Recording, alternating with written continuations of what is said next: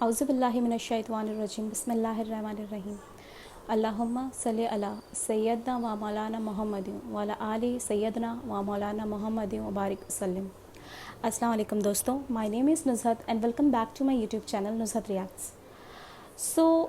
आज की video start करने से पहले हम देख लेते हैं कि हमने पार्ट 26 में क्या देखा। तो पार्ट 26 में हमने ये देखा कि किस तरीके से मक्का के लोग अलग अलग चालें चल रहे थे हमारे प्यारे पैगंबर हज़रत मोहम्मद मुस्तफ़ा सल्लल्लाहु अलैहि वसल्लम पाक के अगेंस्ट में, उनको झूठा साबित करने के लिए नाउज़ुबिल्लाह, और इस्लाम को आगे ना बढ़ने देने के लिए।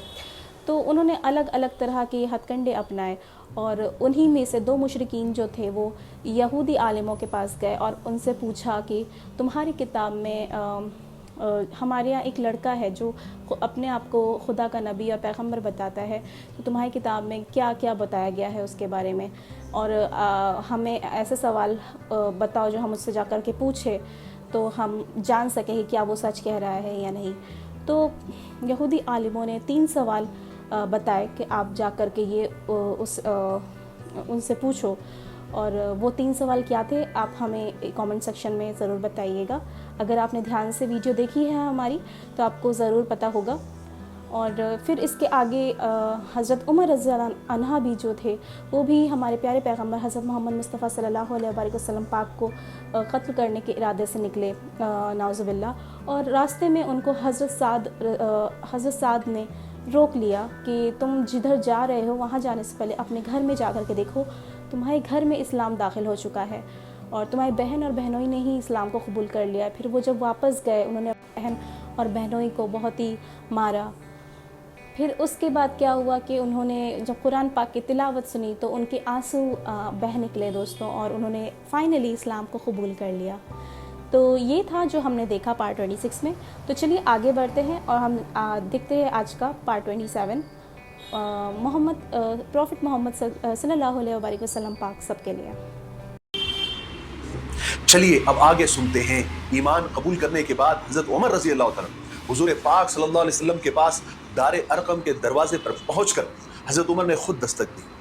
सहाबा इकराम जो अंदर मौजूद थे उन्होंने हजरत उमर रजी अल्लाह तआला के हाथ में नंगी तलवार देखकर दरवाजा खोलने में तामुल किया, यानी आगे पीछे हुए कि दरवाजा खोले या नहीं, और हुजूर पाक सल्लल्लाहु अलैहि वसल्लम से अर्ज किया कि हुजूर उमर नंगी तलवार लेकर बाहर दरवाजे पर खड़ा है, क्या करें? हुजूर ने इत्मीनान से फरमाया कि दरवाजा खोल दो, उसे आने दो। हजरत हमजा रजी अल्लाह तआला भी वहां पर मौजूद थे, उन्होंने भी कहा कि आने दो, अगर उमर का इरादा नेक है तो खैर, वरना उसी की तलवार से उसका सर उड़ा दिया जाएगा। चुनांचे दरवाजा खोला गया, हजरत उमर रजी अल्लाह तआला अंदर दाखिल हुए। हुजूर पाक सल्लल्लाहु अलैहि वसल्लम ने उनको घर में दाखिल होते हुए देखा तो आगे बढ़े और हजरत उमर का दामन पकड़कर कहा और जोर से झटका और फरमाया कि उमर क्या तू बाज नहीं आएगा? हजरत उमर ने जवाब दिया, या रसूल अल्लाह, मैं ईमान लाने के लिए हाजिर हुआ हूँ। हुजूर पाक सल्लल्लाहु अलैहि वसल्लम ने ये सुनते ही खुशी और मसरत से नाराए तकबीर बुलंद किया, बुलंद आवाज में अल्लाहु अकबर कहा, और जो साथ में तमाम सहाबा जो उस वक्त दारे अरकम में मौजूद थे सब ने जोर से इस कदर अल्लाहु अकबर कहा कि मक्का की पहाड़ियां गूंज गई। और फिर हुजूर पाक सल्लल्लाहु अलैहि वसल्लम ने हजरत उमर को देखकर मुस्कुराया, और इस एक मुस्कुराहट ने उमर को सब कुछ दे दिया। हिदायत, सादत, बरकत, कामयाबी सब कुछ हजरत उमर को मिल गई। जो हुजूर को कत्ल करने चले थे आज हुजूर के गुलाम बन गए। हजरत हमजा रजी अल्लाह तआला, हजरत उमर रजी अल्लाह तआला के इस्लाम लाने की वजह से आप सल्लल्लाहु अलैहि वसल्लम को और इस्लाम को ताकत मिल गई। और उधर मक्का वाले खुशखबरी के इंतजार में थे। वो तो सोच रहे थे कि उमर ने मोहम्मद का काम तमाम कर दिया होगा, अभी खदीजा की रोने की आवाजें सुनाई देगी, अबू बकर व अली की चीखें सुनाई देगी, ईमान वाले अपना सीना पीट रहे होंगे, कितना जमाना हो गया हम परेशान हैं, आज उमर की गैरत ने हमारा काम कर दिया होगा। मगर कुदरत उनके इरादों पर और उनकी खुशफहमी पर हंस रही थी। गोया कुदरत यूं कह रही थी कि अरे नादानों, तमन्नाओं के जिन कमजोर खिलौनों से तुम अपने दिल को बहला रहे हो वो बहुत जल्द टूटने वाले हैं। तुम्हारे उम्मीदों के बाग उजड़ तो सकते हैं मगर लहलहा नहीं सकते, क्योंकि मोहम्मद से जंग खुद खुदा से जंग है। हजरत उमर रजी अल्लाह तआला ईमान लाने के बाद सीधा अबू जहल के घर पहुंचे और दरवाजे पर दस्तक दी।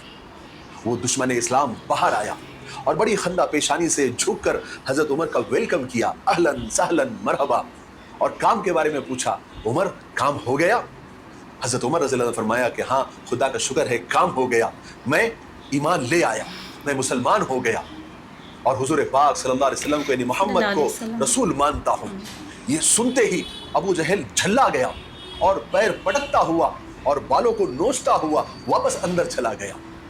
हजरत उमर रज़ी अल्लाह तआला उसकी बेबसी पर मुस्कुराते हुए वापस हो गए।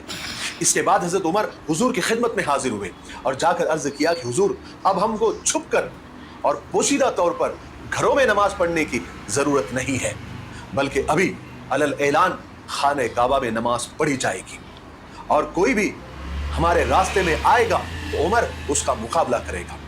फिर क्या था, बिला रोक टोक ईमान वाले खाने काबा में नमाज पढ़ने लगे और इस्लाम को फैलाने का काम अब अलल ऐलान, छुप कर नहीं, अलल ऐलान होने लगा। ये नबूवत के 6 साल के आखिरी महीने का वाक़िया है। उस वक्त हजरत उमर की उम्र यानी एज 33 यानी 33 साल की थी। हजरत उमर रज़ी अल्लाह तआला के ईमान लाने के बाद मक्का में ईमान वालों की तादाद 40 हो गई थी और ये तादाद हबशा में जो ईमान वाले थे उस तादाद के अलावा थी। हजरत उमर फारूक रज़ी अल्लाह तआला के ईमान लाने से कुरैश को और मक्का वालों को बहुत गहरा सदमा पहुंचा था और उधर ईमान वाले खाने काबा में अलल ऐलान खुलेआम नमाज भी पढ़ने लगे थे और बहुत सारे ईमान वाले हबशा में नजाशी बादशाह की पनाह में आराम से रह रहे थे। उन पर मक्का वालों का कोई जोर भी नहीं चलता था और इधर हजरत हमजा और हजरत उमर की वजह से मक्का में ईमान वालों पर वो बिला डर और खौफ के हाथ भी नहीं डाल सकते थे। इसलिए मक्का वाले अब बहुत ज़्यादा परेशान हो गए थे कि आखिर वो करे तो क्या करे। चुनांचे कुरैश ईमान वालों की इस बढ़ती हुई तादाद और उनकी फतेह को हाथ बांध कर नहीं देख रहे थे, बल्कि वो अपनी कोशिशों में लगे हुए थे और तरह तरह की तरकीबें सोचते रहते थे जिससे ईमान वालों की बढ़ती तादाद को रोका जा सके और जो ईमान ला चुके हैं वो किसी तरीके से नबी की पैरवी करना छोड़ दें, क्योंकि सिर्फ 4 हफ्तों में 4 बड़े बड़े धक्के और धचके मक्का वालों को लगे थे। एक हजरत हमजा का इस्लाम लाना, फिर हजरत उमर का इस्लाम लाना, फिर आप सल्लल्लाहु अलैहि वसल्लम के का मक्का वालों के सारे ऑफर को ठुकरा देना और फिर बनु हाशिम और बनु अब्दुल मुत्तलिब ने मिलकर हुजूर की हिफाजत की जो कसम खाई थी। ये 4 ऐसे बड़े बड़े धचके थे, ऐसे 4 बड़े बड़े धक्के थे जो मक्का वालों को अभी ताज़ा ताज़ा लगे थे, जिससे वो बेहद परेशान थे। इसी मकसद से वो एक मरतबा फिर जमा हुए, एक बड़ी मीटिंग की और इस मीटिंग में मोहम्मद सल्लल्लाहु अलैहि वसल्लम का, उनके तमाम मददगारों का मुकाबला करने के लिए नई नई स्कीमों पर, नए नए प्लान्स पर गौर व खौस किया गया। काफ़ी सोच व विचार के बाद उन सब लोगों ने ये तय किया कि अब मोहम्मद को और उनके साथियों को तकलीफ़ें देकर, कत्ल गारत गिरी कर कर उनको कोई फ़र्क नहीं पड़ रहा है। अब हम आखिरी बार अबू तालिब के पास जाएंगे और अगर वो अभी भी मोहम्मद को हमारे हवाले नहीं करते तो अब हम मोहम्मद का, उनके तमाम साथियों का, उनके तमाम हिमायतियों का पूरी तरह से मुकम्मल सोशल बायकाट कर देंगे। उनसे मिलने जुलने वालों का और लेन देन करने वालों का भी बायकाट कर दिया जाएगा। ना उन लोगों से कोई सलाम कलाम किया जाएगा, ना उनसे कोई चीज़ खरीदी जाएगी, ना उनको कोई चीज़ बेची जाएगी। गर्ज के उनके और हमारे दरमियान किसी किस्म का कोई ताल्लुक नहीं होगा, ना कोई वास्ता होगा, ना कोई मतलब होगा। बिल्कुल उनको हमारे समाज से बिल्कुल अलग थलग कर दिया जाएगा। इस फैसले को और ज़्यादा पक्का और मजबूत करने के लिए उन्होंने इन सारी बातों को एक कागज़ पर, एक सहीफे पर लिख लिया और सबकी उस पर दस्तखत भी ली, यानी सबकी गवाही ली कि हम सब इसकी पूरी पूरी पाबंदी करेंगे। बड़े बड़े सरदारों ने भी इन बातों पर कसम खाई और फिर उस कागज़ को, उस सहीफे को काबे में ले जाकर टांग दिया ताकि कोई उसमें तरमीम न कर सके, रद्द बदल न कर सके, संशोधन न कर सके और इन फैसलों से कोई फिर न सके। उसके बाद कुरैश की एक जमात बनु अब्दुल मुत्तलिब और अबू तालिब और जितने भी आप सल्लल्लाहु अलैहि वसल्लम के हिमायती थे, जो आपके मददगार थे, जो आपका ताउन करते थे, मुआविन थे, उनके पास गई और उनसे कहा कि देखो, आपके सामने 2 रास्ते हैं, 2 सूरतें हैं, 2 शक्लें हैं, आप उनमें से कोई एक कबूल कर लीजिए। पहली सूरत तो ये है कि आप मोहम्मद को हमारे हवाले कर दीजिए ताकि हम उसको कत्ल कर दें, नाउज़ुबिल्लाह। इस तरह आपको भी आराम हो जाएगा और इसके बदले में हम आपको बहुत सारा तावान देंगे, यानी बहुत सारा रुपया पैसा आपको देंगे। वरना दूसरी सूरत ये है कि अगर आप लोग नहीं माने तो पूरे मक्का वाले आप सब लोगों का बायकाट कर देंगे, कता ताल्लुक कर देंगे। हम आपसे ना कोई बात करेगा, نہ آپ کو کوئی سامان بیچے گا, نہ آپ سے کوئی سامان خریدے گا, اور اس طرح آپ سب لوگ بھوکے مارے جائیں گے. اب بتاؤ آپ کی کیا رائے ہے؟ اس پر بنو عبد المطلب یعنی عبد المطلب کی اولاد ابو طالب اور جو بھی آپ صلی اللہ علیہ وسلم کے مددگار معاون کی جماعت تھی, انہوں نے محمد صلی اللہ علیہ وسلم کو ان کے حوالے کرنے سے صاف صاف انکار کر دیا, اور قریش کی جماعت سے کہا کہ ہم کسی بھی حال میں کسی بھی قیمت پر محمد کو تمہارے حوالے نہیں کر سکتے. اس کے بدلے میں ہم کتنی بھی پریشانیاں, کتنے بھی چیلنجز قبول کرنے کے لیے تیار ہیں. پھر مکہ والوں نے کہا کہ ٹھیک ہے, اگر تم نہیں مانتے پھر تمہارے اور ہمارے درمیان ایک دیوار اب کھڑی ہو گئی ہے, اب ہم تمہارے سب کا مکمل بائیکاٹ کرتے ہیں. اس طرح قریش نے عبد المطلب کی اولاد کا, بنو ہاشم کا, آپ صلی اللہ علیہ وسلم کا اور صحابہ کا, ایمان والوں کا, اور جو ایمان نہیں لائے تھے لیکن حضور کے مددگار تھے, حضور کو سپورٹ کرتے تھے, وہ بھی اس میں شامل تھے. صرف ابو لہب اس بائیکاٹ سے الگ رہا کیونکہ وہ شروع سے ہی مکہ والوں کے ساتھ تھا, جو ایمان والوں کا مذاق اڑانے میں, ان کو گالیاں دینے میں سب سے آگے آگے رہتا تھا. یہ پہلا آدمی تھا ابو لہب جس نے سارے لوگوں کو ایمان والوں کے مذاق کرنے کے لیے, دشمنی کرنے کے لیے اکسایا تھا, اور اسی نے بائیکاٹ کی بات بھی شروع کی تھی. اس طرح بنو ہاشم اور ایمان والے اور حضور پاک صلی اللہ علیہ وسلم اور صحابہ سارے مکہ والوں سے کٹ کر ایک گھاٹی میں قید ہو کر رہ گئے جو شعیب ابی طالب کے نام سے مشہور ہے. مکہ والے کوئی بھی ان لوگوں سے یعنی صحابہ سے, حضور سے اور حضور کی حمایتیوں سے کوئی معاملہ نہیں کرتا تھا, نہ کوئی راشن ان تک پہنچنے دیتا تھا, نہ کوئی چیز ان سے خریدتا تھا, نہ ان کو کوئی چیز بیچتا تھا, سوائے 4 محترم مہینوں کے جن میں عرب ہر قسم کی لڑائی جھگڑا روک دیتے تھے. انہی 4 مہینوں کے اندر ایمان والے اور صحابہ اس قید سے باہر نکل سکتے تھے, اور حاجی لوگ انہی محترم مہینوں میں مکہ میں آ کر جمع ہوتے تھے. وہ محترم 4 مہینے کون سے تھے؟ میں نے پہلے ویڈیو میں بھی آپ لوگوں کو بتایا تھا. ذی قعدہ, ذی الحجہ, محرم اور رجب کے وہ مہینے تھے. مکہ کے قریب تاجر اپنی دکان لگاتے تھے, بازار لگاتے تھے. حضور پاک صلی اللہ علیہ وسلم انہی 4 مہینوں میں بھی ان کے پاس جاتے تھے, انہیں اللہ کے دین کی طرف بلاتے تھے, انہیں جنت کی خوشخبری دیتے تھے, جہنم سے ڈراتے تھے, اور کہتے تھے کہ اللہ کو ایک مان لو, میں خدا کا پیغمبر ہوں, اور آخرت کی ایک زندگی ہے جو مرنے کے بعد آنے والی ہے. آپ صلی اللہ علیہ وسلم ان حالات میں بھی آپ نے دین کا کام نہیں چھوڑا, آپ مسلسل دین کا کام اور لوگوں کو اللہ کی طرف بلانے کا کام کیا کرتے تھے. اس قید و بند اور بائیکاٹ کی وجہ سے ایمان والوں کو بڑی بڑی تکلیفیں اٹھانی پڑی. جتنا غلہ, جتنا راشن وہ ساتھ لے کر گئے تھے وہ جلدی ہی ختم ہو گیا. بھوک اور پیاس جب حد سے بڑھ جاتی تو یہ لوگ کیکر کے پتے کھا کر وقت گزارتے. صحابہ کے بچے بھوک سے بلبلاتے, تڑپتے, یہاں تک کہ ان کی آواز گھاٹی کے باہر بھی سنائی دیتی. اور یہ سنگ دل مکہ والے, یہ پتھر دل مکہ والے بچوں کی بلبلاہٹوں کو سن کر خوش ہوتے تھے, کہیں کہیں لگاتے تھے, ہنستے تھے. جب بھی مکہ میں کوئی غلہ یا کھانے پینے کی چیز کوئی بیچنے آتا, کوئی تاجر وہ چیزیں لے کر آتا, تو مکہ والے لپک کر وہ چیزیں خرید لیتے تاکہ یہ غلہ, یہ راشن گھاٹی تک نہ پہنچ سکے. مگر سب لوگ ایسے نہیں تھے, ان میں بھی بہت سارے رحم دل لوگ بھی تھے جو اس ظلم کو پسند نہیں کرتے تھے. وہ لوگ ایسے ہنسنے والوں کو برا بھلا کہتے تھے, انہیں ڈراتے تھے کہ تم نے منصور بن اکرمہ کا حال اپنی آنکھوں سے نہیں دیکھا. یہ منصور بن اکرمہ وہ قریش کا وہ آدمی ہے جس نے یہ بائیکاٹ والا معاہدہ, یہ ایگریمنٹ اپنے ہاتھ سے لکھا تھا. پھر اللہ کی قدرت دیکھیے کہ اس کا وہ ہاتھ جس سے اس نے وہ ایگریمنٹ لکھا تھا, اسے پیرالائز کا اٹیک آیا, یعنی اس کا ہاتھ شل ہو گیا, اور پھر زندگی بھر اچھا نہیں ہوا. اس گھاٹی کی قید میں جو ایمان والوں نے مصیبتیں اٹھائی, اس کا اندازہ آپ کو اس سے ہو سکتا ہے کہ حضور پاک صلی اللہ علیہ وسلم کے ایک صحابی حضرت سعد بن ابی وقاص ایک مرتبہ رات کے اندھیرے میں کہیں جا رہے تھے, ان کا پیر کسی گیلی چیز پر پڑا. وہ اس قدر بھوکے تھے کہ انہوں نے فوراً اسے اٹھایا اور بغیر دیکھے اس کو نگل لیا. حضرت سعد بن ابی وقاص کا ہی دوسرا واقعہ ہے کہ ایک مرتبہ وہ رات کے وقت پیشاب کے لیے نکلے تو راستے میں اونٹ کی کھال کا ایک سوکھا ٹکڑا یعنی چمڑے کا ایک ٹکڑا ان کو مل گیا. انہوں نے جلدی سے اسے دھو کر آگ پر جلایا, اس کو کوٹ کر اس کا آٹا, اس کا سفوف بنایا, پھر پانی کے ساتھ اس کو پی لیا. ایسی کئی راتیں صحابہ نے گزاری. بائیکاٹ کی مدت بڑھتی چلی جا رہی تھی, لیکن بنو ہاشم, بنو عبد المطلب, حضور پاک صلی اللہ علیہ وسلم اور صحابہ نہایت ہمت کے ساتھ اس مصیبت کا مقابلہ کرتے رہے. انہوں نے اس حالت میں بھی, اس مصیبت میں بھی, اس بھوک اور پیاس کی شدید حالت میں بھی آپ صلی اللہ علیہ وسلم کی طرف سے کوئی غفلت نہیں برتی, اور نہ آپ کو قریش کے حوالے کرنے پر وہ تیار ہوئے.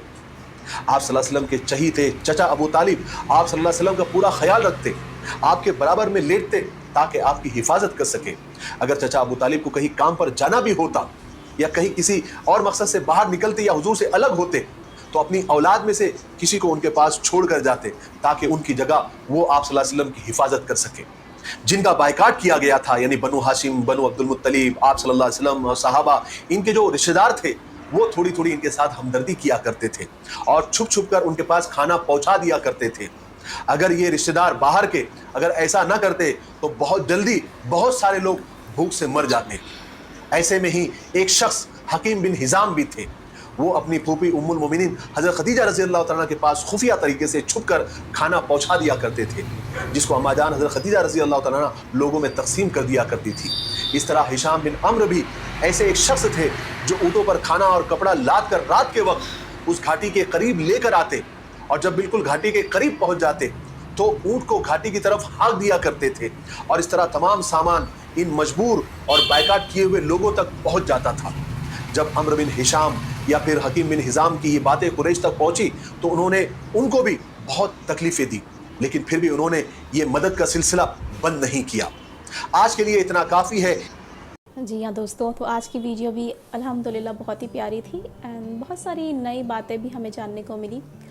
تو ہم سبھی نے دیکھا کہ کس طریقے سے قریش کے جو مکہ کے جو لوگ تھے وہ کس طرح سے اسلام کو روکنے کی پوری جد و جہد کر رہے تھے، پر اللہ پاک کی تو مرضی کچھ اور ہی ہے دوستوں. اور اب اسلام دین ایسا ہے کہ آپ جتنا بھی اس کو دبانا چاہیں گے وہ کبھی بھی دبے گا نہیں، وہ ہمیشہ جتنا آپ دباؤ گے وہ اتنا ہی ابھر کر کے آئے گا.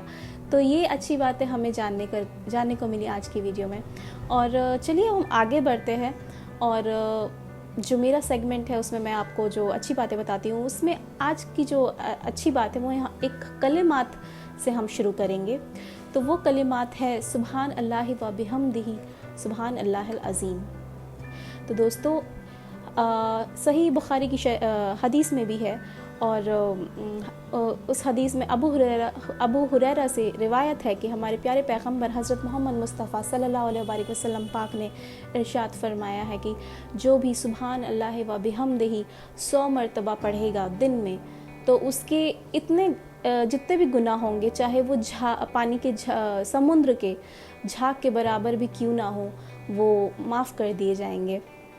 اور اسی طریقے سے ایک اور اسی حدیث میں صحیح بخاری شریف کی حدیث میں ہی ہے کہ ابو ہریرہ سے روایت ہے کہ ہمارے پیارے پیغمبر حضرت محمد مصطفیٰ صلی اللہ علیہ وآلہ وسلم پاک نے فرمایا ہے کہ جو شخص سبحان اللہ و بحمدہ سبحان اللہ العظیم یہ کلمات پڑھے گا تو اس کے گناہ اللہ پاک معاف کریں گے، چاہے وہ کتنے بھی گناہ ہوں، اور اس کے رزق میں برکت ہوگی انشاءاللہ، اور وہ اللہ کے نزدیک ہوگا روز محشر کے دن. تو یہ ہیں کچھ کلمات جو ہمیں پڑھنے چاہیے. ہمیں کوشش کرنی چاہیے کہ ہم دن میں 100 مرتبہ پڑھیں. بہت ہی چھوٹے سے کلمات ہیں، لیکن اس کا اگر ہم اس کو تولیں گے میزان پہ تو اس کا پلڑا بہت بھاری ہوگا دوستوں. تو آپ کو کوشش کرنی چاہیے کہ ہم اس کلمات کو روز دن میں کم سے کم 100 مرتبہ پڑھیں. اور بہت اچھا ہے کہ اگر آپ اس کو ہر فجر نماز میں سنت جب آپ 2 رکعت سنت کی ادا کرتے ہو تو 2 رکعت سنت کے بعد آپ یہ کلمات 100 مرتبہ پڑھو، اور 2 رکعت سنت اور 2 رکعت فرض کے درمیان میں جب آپ اس کو پڑھیں گے تو آپ کا دن بھی دن کی شروعات بہت اچھی ہوگی، اور روز آپ کو یہ کلمات پڑھنے کی وجہ سے آپ کو اس کا اجر و ثواب بھی بہت ملے گا. تو یہ تھی آج کی اچھی باتیں، اور چلیے پھر ہم ملتے ہیں انشاءاللہ اپنے نیکسٹ ویڈیو میں. تب تک کے لیے ہمیں دعاؤں میں یاد رکھیے. ہمارے چینل کو لائک شیئر اینڈ سبسکرائب کرنا نہ بھولیے. وہاں پہ ایک بیل آئیکن ہے جسے آپ پریس کر دیں تو آپ سبسکرائب کر لیں گے ہمارے چینل کو، اور انشاءاللہ آپ کو اس طریقے کی نئے ویڈیوز اچھی باتیں معلوم ہوتے رہیں گے. اور چلیے پھر ہم آگے بڑھتے ہیں. ہمیں دعاؤں میں یاد رکھیے. اللہ حافظ، فی امان اللہ. السلام علیکم ورحمۃ اللہ وبرکاتہ.